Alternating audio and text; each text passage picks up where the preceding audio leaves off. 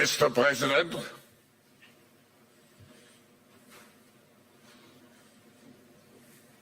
hello. What great honor,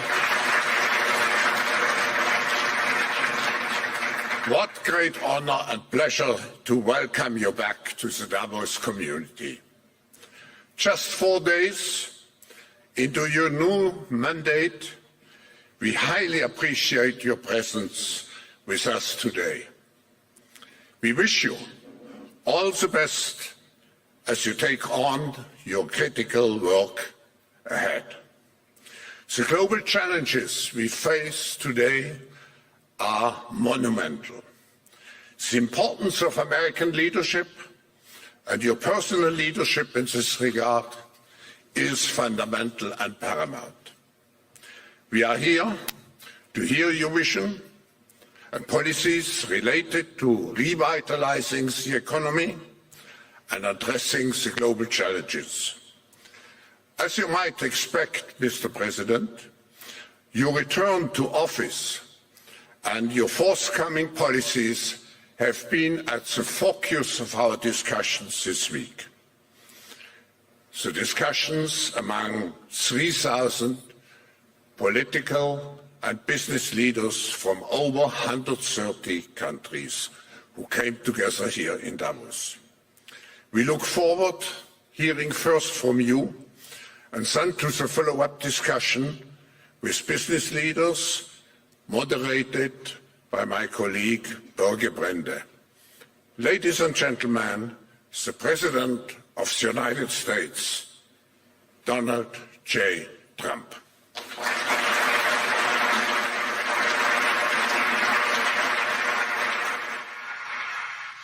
Well, thank you very much, Klaus, and hello to everyone in beautiful Davos.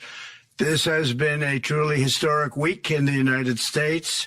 3 days ago, I took the oath of office, and we began the golden age of America. The recent presidential election was won by millions of votes, and all seven, every one of them, all seven swing states.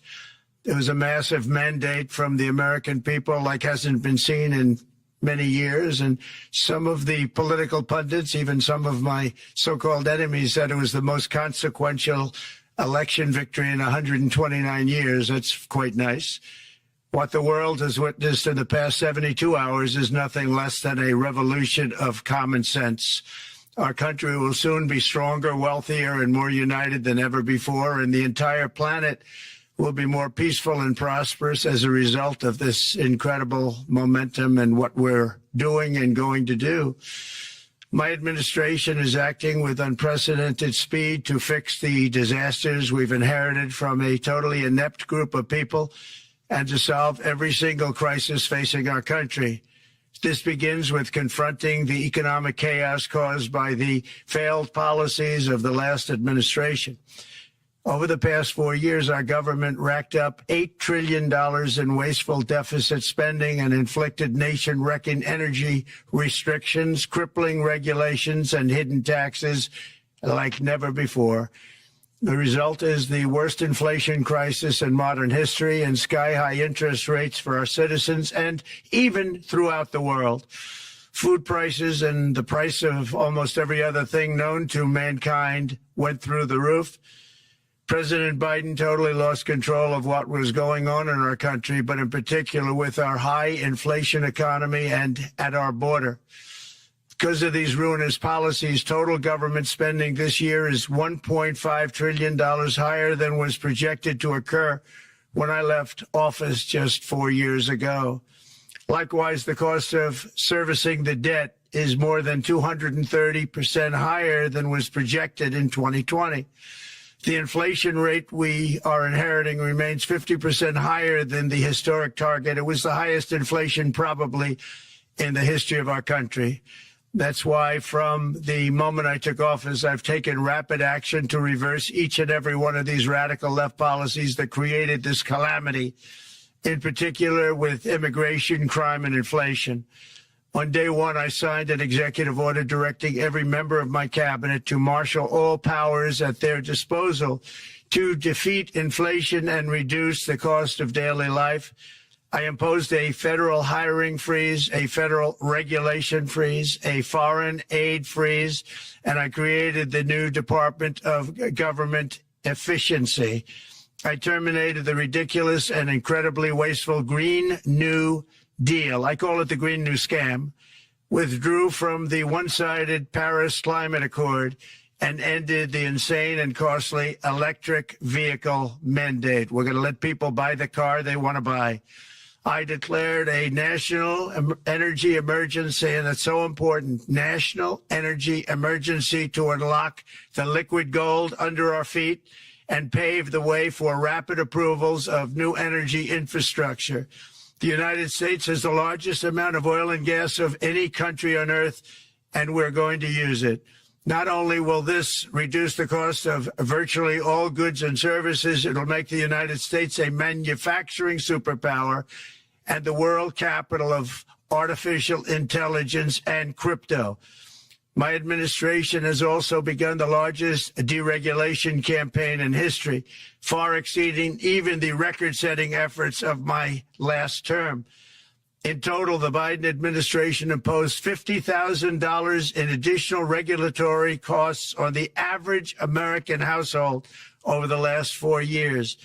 I have promised to eliminate 10 old regulations for every new regulation, which will soon put many thousands of dollars back in the pockets of American families.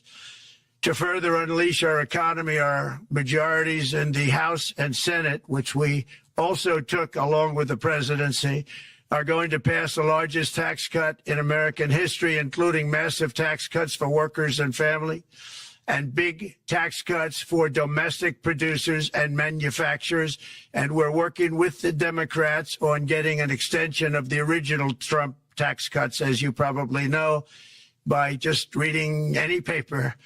My message to every business in the world is very simple. Come make your product in America, and we will give you among the lowest taxes of any nation on earth.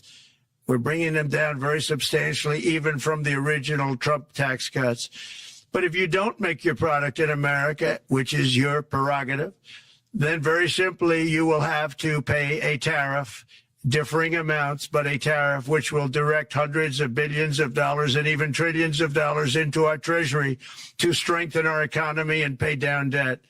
Under the Trump administration, there will be no better place on earth to create jobs, build factories, or grow a company than right here in the good old USA. Already Americans' economic, you can see this, I think, maybe even in your wonderful, wonderful room that you're all gathered together, so many of my friends, but Americans, the economic confidence is soaring like we haven't seen in many, many decades, maybe not at all. Upon my election, it was just announced that small business optimism skyrocketed by 41 points in a single month. That's the highest ever. There's never been anything like that. SoftBank has announced between a $100 and $200 billion investment in the U.S. economy because of the election result. And just 2 days ago, Oracle, SoftBank, and OpenAI announced a $500 billion investment in AI infrastructure. Other companies likewise have announced billions and billions and billions, adding up to trillions of investment in America, in the United States.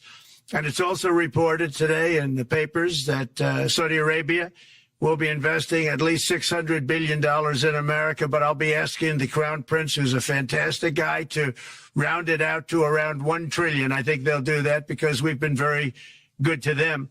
And I'm also going to ask Saudi Arabia and OPEC to bring down the cost of oil. You got to bring it down, which, frankly, I'm surprised they didn't do before the election. That didn't show a lot of love by them not doing it. I was a little surprised by that. If the price came down, the Russia-Ukraine war would end immediately. Right now, the price is high enough that that war will continue. You got to bring down the oil price. You got to end that war. They should have done it long ago. They're very responsible, actually, to a certain extent, for what's taking place. Millions of lives are being lost. With oil prices going down, I'll demand that interest rates drop immediately, and likewise, they should be dropping all over the world. Interest rates should follow us. All over, the progress that you're seeing is happening because of our historic victory in a recent presidential election. one that has become quite well known throughout the world. I think a lot of things are happening to a lot of countries. They say that there's light shining all over the world since the election, and even countries that we aren't particularly friendly with are happy because they understand what there is a future and how great the future will be. Under our leadership, America is back and open for business. And this week, I'm also taking swift action to stop the invasion at our southern border. They allowed people to come in at levels that nobody's ever seen before. It was ridiculous. I decided and declared to do, and very, very importantly, a national emergency on our border, immediately halted all entry of illegal border crossers, of which there were many, and began promptly returning the illegal trespassers back to the place from which they came. That action, as you've probably seen, has already started very strongly. I've deployed active duty U.S. military and National Guard troops to the border to assist in repelling the invasion. It was really an invasion. We will not allow our territory to be violated. After 4 long years, the United States is strong and sovereign and a beautiful nation once again. It's a strong, sovereign nation. In addition, I'm pleased to report that America is also a free nation once again. On day one, I signed an executive order to stop all government censorship. No longer will our government label the speech of our own citizens as misinformation or disinformation, which are the favorite words of censors and those who wish to stop the free exchange of ideas and, frankly, progress. We have saved free speech in America, and we've saved it strongly. With another historic executive order this week, I also ended the weaponization of law enforcement against the American people and, frankly, against politicians, and restored the fair, equal, and impartial rule of law. My administration has taken action to abolish all discriminatory diversity, equity, and inclusion nonsense. And these are policies that were absolute nonsense throughout the government and the private sector. With the recent yet somewhat unexpected great Supreme Court decision just made, America will once again become a merit-based country. You have to hear that word, merit-based country. And I've made it official, an official policy of the United States, that there are only 2 genders, male and female. And we will have no men participating in women's sports, and transgender operations, which became the rage, will occur very rarely.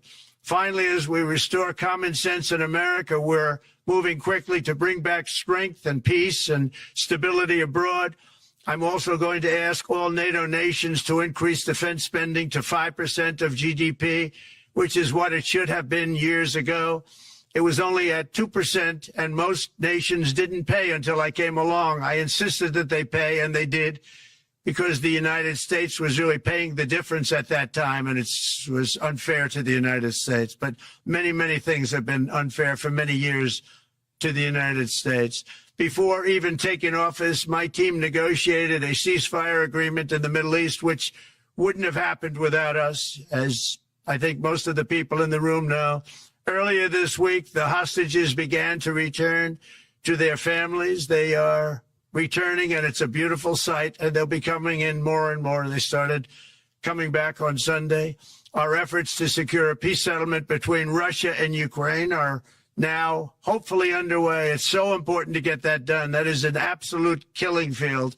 Millions of soldiers are being killed. Nobody's seen anything like it since World War II. They're laying dead all over the flat fields. It's a flat field farmland, and there's millions of Russians and millions of Ukrainians, and nobody's seen anything like it since World War II. It's time to end it. And here in America, we have big events coming up. Next year, we have the 250th anniversary of America's founding. I'm so honored to be president during that. That's been a big event. They've been talking about it for 10 years. We also have the World Cup, and I understand Gianni's in the room. Infantino, he was very instrumental in helping us get it. He's there with you someplace, I think, and I want to thank him for that. And then we have the Olympics coming up, which I was instrumental in getting also in my first term. And who would have known that by skipping a term, I would get the Olympics? I was upset. I said, you know, I got the Olympics to come and I won't be president. But it turned out through a stroke of luck, or whatever you might call it, that I'm going to be president during the World Cup and the Olympics and the 250th anniversary. So that's going to be 3 big events. And we've accomplished more in less than 4 days. We have really been working 4 days than other administrations have accomplished in 4 years. And we're just getting started. It's really an amazing thing to see, and the spirit and the light over our country has been incredible. Under the last administration, our nation has suffered greatly, but we're going to bring it back and make it greater, bigger, stronger, better than ever before.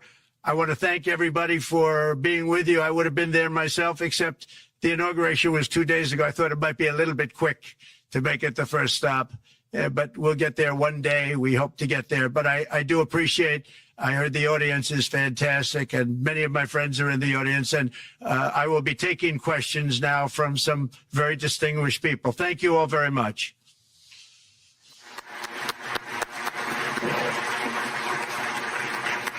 Thank you very much, Mr. President, for that very powerful speech. And I think you could hear the applause all the way from Davos to the White House. But next year it will be even better, because then you can get the applause here in Davos. So we wish you welcome to our village next year. We hope to see you. Thank you very much. So we also know, Mr. President, that you open up for interaction here. We have a great panel with some of the most distinguished business people in the world. Let me start with someone that you know really well, that I think is almost a neighbor of you in Florida. Mr. Steve Schwarzman, Chairman, CEO, and co-founder of Blackstone Group. So, Steve, floor is yours. Well, Mr. President, I'm sure the Crown Prince of Saudi Arabia will be really glad you gave this speech today.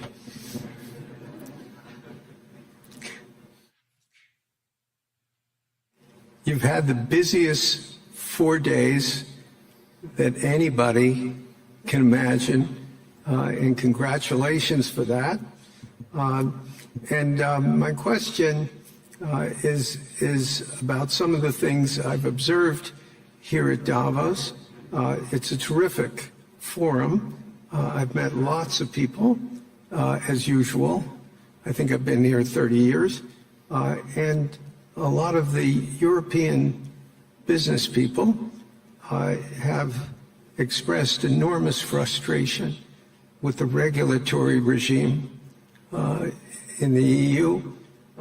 And they attribute slower growth rates here because of the numerous factors, but especially because of regulations. And you've taken a completely different approach in this area. And if you could explain the theory of what you're doing, how you're going to do it, and what you expect the outcome to be, I'd appreciate it.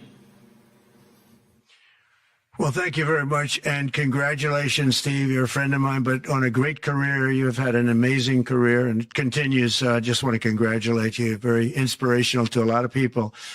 I want to talk about the EU, because you mentioned specifically that I have also had a lot of friends and leaders of countries. I've gotten to know them all my first term and a little bit during this period of 4 years, and know them well, like them a lot, but they're very frustrated because of the time everything seems to take to get approved, environmental impact statements for things that you shouldn't even have to do that, and many, many other ways that it takes. And I'm going to give you a quick little example. In the private life, my beautiful private life, before I had all these things happening, the world is a little different. I had a nice, simple life. You knew that. But when I had that simple life, I did projects. And I had a big project in Ireland. And it had to get approval on something that would have made it even better. And I got the approval from Ireland in a period of a week. And it was a very, very, very efficient, good approval. And they informed me, though, the problem is you're going to have to get it from the EU, and we think that'll take 5 to 6 years. And I said, you have to be kidding. And this was before politics. And I said, wait a minute, it's not that important. I don't want to go 5 or 6 years, but it would have been a big investment. It would have been nice, and it would have been good for the project. And I sent the people to the EU to see if they could speed it up. And basically it was a 5 or 6 year wait just to get a simple approval that Ireland gave me in a period of literally not much more than a week. And I realized right then, that was the first time I really was involved with the EU, but I realized right then that's a problem. And I didn't even bother applying to do it. Or if I did, I pulled it very quickly. I have to be very accurate because I don't want to be criticized. He did apply, actually. No, I want to be very accurate. So I don't think I did, but if I did, I pulled it very quickly. It was just something you couldn't wait 5 years or 6 years to get an approval. So a lot of, in a very big business sense, a lot of people are claiming that's the problem. From the standpoint of America, the EU treats us very, very unfairly, very badly. They have a large tax that we know about, and a VAT tax, and it's a very substantial one. They don't take essentially don't take our farm products, and they don't take our cars, yet they send cars to us by the millions.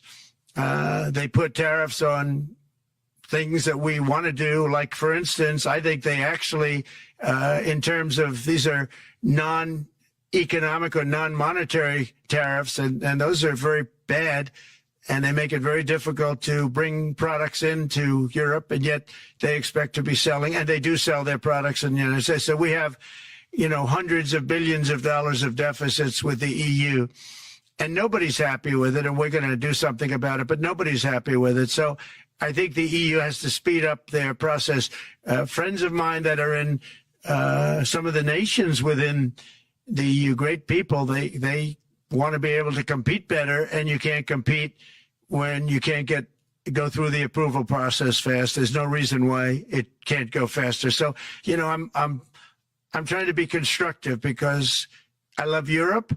I love the countries of Europe, but the process is a very cumbersome one. And they do treat the United States of America very, very unfairly with the VAT taxes and all of the other taxes they impose. One other, just to finish up, I got a call from the head of a major airline, one of the biggest airlines in the world, and he said, sir, could you help us? What? Landing in Europe is brutal. They charge us fees for everything, and it's so unfair. I said, how does it compare to China? He said, it's much worse. And the other thing, as you know, they took court cases with Apple, and they supposedly won a case that most people didn't think was much of a case. They won 15 or 16 billion from Apple. They won billions from Google. I think they're after Facebook for billions and billions. These are American companies, whether you like them or not. They're American companies, and they shouldn't be doing that. And that's, as far as I'm concerned, it's a form of taxation. So we have some very big complaints with the EU. Thank you. Thank you very much, Mr. President. We'll now go to one of your friends in the EU, Patrick Pouyanné. He's the chairman and CEO of Total Energies. I guess you have a question ready, Patrick, for the president. Mr. President, as we understand, energy is at the top of your agenda, and it's an honor for me to represent the energy industry tonight in this panel. Total Energies is indeed the fourth largest oil and gas and electricity company in the world. I will not ask you a question about the oil price. It's quite clear what you expect from us. I will more go to gas more. And our company is the largest #1 exporter LNG from the US company. We are a strong contributor to, and we invest in a mammoth LNG projects in Texas, $20 billion. It's far from 200, but it's $20 billion. And we contribute with that to security of supply to Europe as we export this LNG to Europe. Some experts fear that if there are too many projects developed in the US on LNG, this could have an inflationary impact on the US domestic gas price. And they recommend a pause on these projects. I would ask you the following question: what are your views about such a pause on investments on LNG in the US?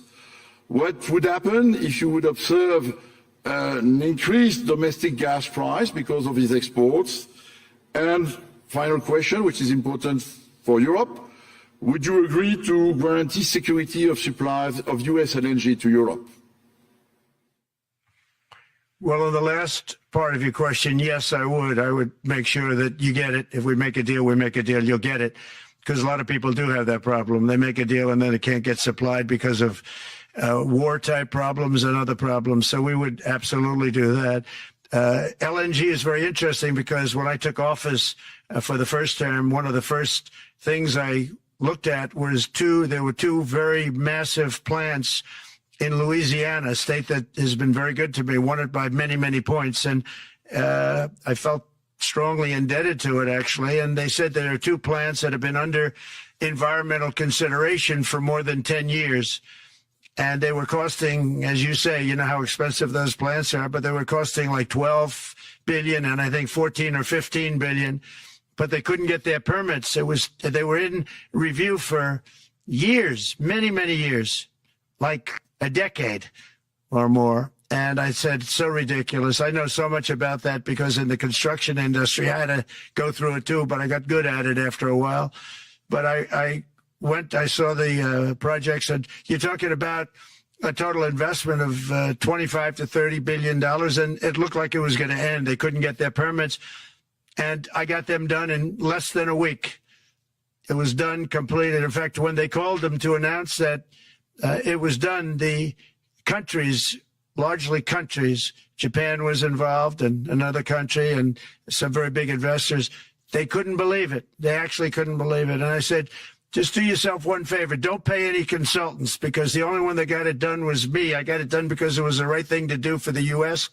and for the world, but the consultants had nothing to do with it. You know, the consultants go in and they say, give us millions of dollars because Trump did it. Nobody called me about it. I just heard it was a problem for years. And I got it done because it was the right thing to do for the U.S. and the right thing to do for beyond. It had to do with energy, very important. So I think it's very important. I think I disagree with one. I think the more that you do, the lower the price is going to go. And what I'd like to see is rapid approvals. We're going to give very rapid approvals in the United States, like with the AI plants, talking to many people want to build them. That's going to be a very big thing. We're going to build electric generating facilities. They are going to build. I'm going to get them the approval. Under emergency declaration, I can get the approvals done myself without having to go through years of waiting. And the big problem is we need double the energy we currently have in the United States. Can you imagine? For AI to really be as big as we want to have it, because it's a very competitive, it'll be very competitive with China and others. So I'm going to give emergency declarations so that they can start building them almost immediately. And I think it was largely my idea because nobody thought this was possible. It wasn't that they were not smart, because they're the smartest. But I told them that what I want you to do is build your electric generating plant right next to your plant as a separate building, connected. And they said, wow, you're kidding. And I said, no, I'm not kidding. You don't have to hook into the grid, which is old and, could be taken out. If it's taken out, they wouldn't have any way to get any electricity. So we are going to allow them to go on a very rapid basis to build their plant, build the electric generating plant. They can fuel it with anything they want, and they may have coal as a backup, good, clean coal, If there were a problem with a pipe coming in, as an example, you're going with gas, oil or gas, and a pipe gets blown up or for some reason doesn't work, there are some companies in the U.S. that have coal sitting right by the plant so that if there's an emergency, they can go to that short-term basis and use our very clean coal. So that's something else that a lot of people didn't even know about, but nothing can destroy coal, not the weather, not a bomb, nothing. It might make it a little smaller, might make it a little different shape, but coal is very strong as a backup. It's a great backup to have that facility, and it wouldn't cost much more money. And we have more coal than anybody. We also have more oil and gas than anybody. So we're going to make it so that the plants will have their own electric generating facilities attached right to their plant. They don't have to worry about a utility. They don't have to worry about anything. And we're going to get very rapid approvals. Thank you. Thank you so much, Mr. President. We'll now go to another CEO that you know very well, Brian Moynihan, the CEO and Chair of Bank of America. Good afternoon, Mr. President, and congratulations and obviously an eventful week for you and your family. If you remember 5 years ago, you came here and we walked among 150 CEOs from all over the world and you engaged with them about your policies and your procedures. This year you're not here, and yet this week was eventful from the orders that you mentioned earlier, literally a wave of orders coming out on immigration, on trade, and many other matters. And so as a representative of the United States here, we got a lot of questions about what does all this mean and how would the president square this with his clear focus on growth, prosperity, market growth, stock market growth, a good bond market, and bringing down prices. So how do you think about the impact of all these orders and how fast they come out and how you're going to balance them with that scorecard of being successful in both continuing GDP growth, bringing down inflation, and also having a good stock price appreciation for the American citizen? Well, I think it's going to actually bring down inflation. It's going to bring up jobs. We're going to have a lot of jobs. We're going to have a lot of companies moving in. You know, Brian, we're at 21%. It was at 40%, and I got it down to 21%, the corporate tax. And it was actually, if you look at state and city, it was in many cases much higher than 40%. I got it down to 21%. And now we're going to bring it down from 21 to 15% if, there's a big if you make your product in the U.S. So we're going to have the lowest, just about the lowest rate. It'll be, the 21 is on the low side worldwide. The 15 is about as low as it gets. And by far the lowest of a large country, a large, you know, rich, powerful country by far, not even a contest. So we're going to bring it down to 15% if you make your product in the USA. So that's going to create a tremendous buzz. We're also probably going back to the 1 year deduction where we deduct, you know, we did that originally, and that was amazing what the impact that had, the 1 year deduction, which built up over a period of time and then it expires. But we're going to go back to that when we do the renewal of the Trump tax plan. We have to get Democrats to approve it. But, you know, if the Democrats didn't approve it, I don't know how they can survive with about a 45% tax increase, because that's what it would be. And so I think they're going to be, we've been working along with them pretty well.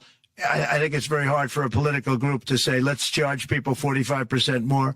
So I think we're in good shape, but we're actually doing a reduction for business and small businesses where you're going to bring it down to 15%, which is really something. And by the way, speaking of you, and you've done a fantastic job, but I hope you start opening your bank to conservatives, because many conservatives complain that the banks are not allowing them to do business within the bank. And that included a place called Bank of America. They don't take conservative business. And I don't know if the regulators mandated that because of Biden or what, but you and Jamie and everybody, I hope you're going to open your banks to conservatives, because what you're doing is wrong. Mr. President, I'll say that your friend Gianni said hello, told me to tell you hello, and we look forward to sponsoring the World Cup when it comes, both this summer for the club and next year. So thank you for getting that for the United States. Thank you very much, Brian. Thank you, Mr. President. We'll now go to Anna Butin. She's the executive chairman of Banco Santander, one of the big European banks, and also in the U.S. So, Anna. Mr. President, congratulations on a historic victory. I believe you don't know me as well as my fellow panelists, so a few words. Santander is one of the largest banks in the world by number of customers, 170 million. That's more than my friend Brian or my friend Jamie have. And those... They fixed the regulation. That's coming, that's coming. That was cheeky. we're a big investor in the United States. We have many million customers, 12,000 employees. We're one of the largest auto lenders, and we recently launched a fully digital bank called Open Bank. We strongly believe banks have a pivotal role in the economy, and we can accelerate growth and help many more customers. That's what we're doing in the United States. So, as Brian pointed out, we very much welcome your focus on deregulation and reducing bureaucracy. So my question is, what are your priorities in this regard, and how fast is this going to happen? Thank you very much. I think it's going to, thank you and congratulations. I know very much about your bank, and you've done a fantastic job. Congratulations. We are going to move very quickly. We've moved very quickly. We've done things in the last 3 days that nobody thought were possible to do in years. And it's all taking effect. It's going to have a huge impact on the economy, a huge positive impact. Money was being wasted on crazy things. I mean, the Green New Deal was such a total disgrace. How that was perpetrated, and it was conceived of by people that were average students, less than average students, I might add, and never even took a course in energy or the environment. It was just a game. Remember, the world was going to end in 12 years. Remember that? Well, the 12 years has come and gone. It was going to end. It was going to all foam into earth.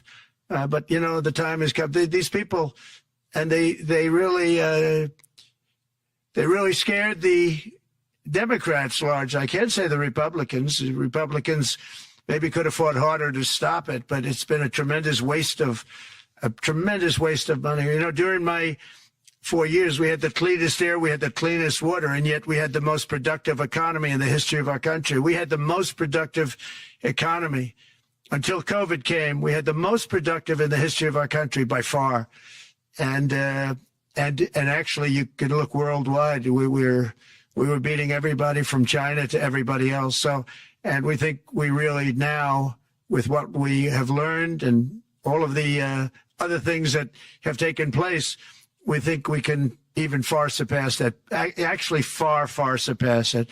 But we do, one thing we're going to be demanding is we're going to be demanding respect from other nations. Canada, we have a tremendous deficit with Canada. We're not going to have that anymore. We can't do it. I don't know if it's good for them. As you probably know, I say you can always become a state. Then if you're a state, we won't have a deficit. We won't have to tariff you, et cetera, et cetera. But Canada has been very tough to deal with over the years, and it's not fair that we should have a $200 billion or $250 billion deficit. We don't need them to make our cars, and they make a lot of them. We don't need their lumber because we have our own forests, et cetera, et cetera. We don't need their oil and gas. We have more than anybody. So, you know, just as an example, with Mexico, we're dealing with Mexico, I think, very well. And we're just, you know, we just want to be treated fairly with other nations because there's hardly a nation in the world, and I blame this on us, and I blame it on politicians that, for some reason, probably mostly it's stupidity, but you could also say other reasons, but mostly stupidity. They've allowed other nations to take advantage of the U.S., and we can't allow that to happen anymore. You know, we have debt.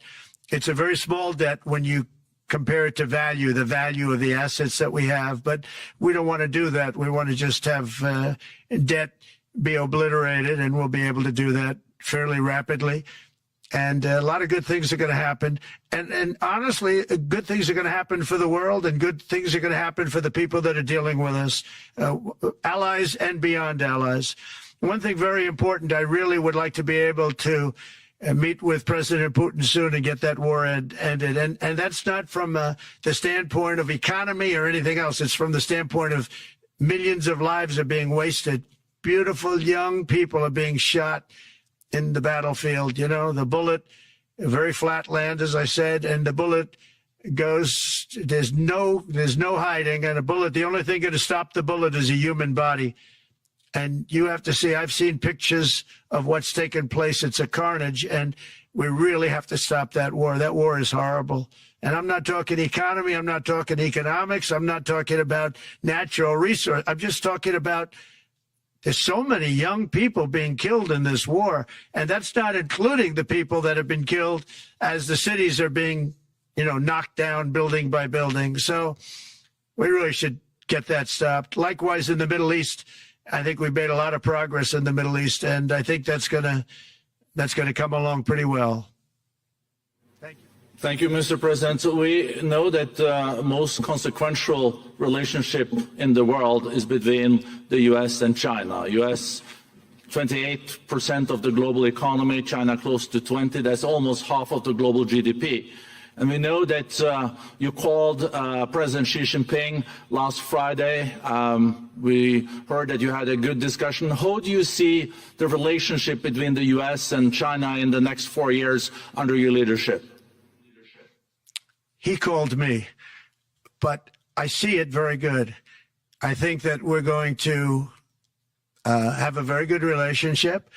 All we want is fairness. We just want a level playing field. We don't want to take advantage. We've been having massive deficits with China. Biden allowed it to get out of hand. He's $1.1 trillion deficit. It's ridiculous. And it's just an unfair relationship. And we have to make it just fair. We don't have to make it phenomenal. We have to make it a fair relationship. Right now, it's not a fair relationship. The deficit is massive, as it is with other countries, a lot of Asian countries, actually. But we have deficits that are very big, and we can't keep doing that. So we're not going to keep doing that. But I like President Xi very much. I've always liked him. We always had a very good relationship. It was very strained with COVID coming out of Wuhan. Obviously, that strained it. I'm sure it strained it with a lot of people, but that strained our relationship. But we always had a great relationship, I would say, and we look forward to doing very well with China and getting along with China. Hopefully, China can help us stop the war with, in particular, Russia, Ukraine, and they have a great deal of power over that situation. And we'll work with them. And I mentioned that during our phone conversation with President Xi. And hopefully we could work together and get that stopped. We'd like to see denuclearization. In fact, with President Putin, prior to an election result, which was frankly ridiculous, we were talking about denuclearization of our two countries, and China would have come along. China has a much smaller right now nuclear armament than us, or field than us, but they're going to be catching it at some point over the next 4 or 5 years. And I will tell you that President Putin really liked the idea of cutting way back on nuclear. And I think the rest of the world, we would have gotten them to follow. And China would have come along, too. China also liked it. Tremendous amounts of money are being spent on nuclear. And the destructive capability is something that we don't even want to talk about today because you don't want to hear it. It's too depressing. So we want to see if we can denuclearize, and I think that's very possible. And I can tell you that President Putin wanted to do it. He and I wanted to do it. We had a good conversation with China. They would have been involved, and that would have been an unbelievable thing for the planet. Mr. President, when you're back here in Davos next year, will there be then a peace agreement with Ukraine and Russia by then? Well, you're going to have to ask Russia. Ukraine is ready to make a deal. Just so you understand, this is a war that should have never started. If I were president, it would never have started.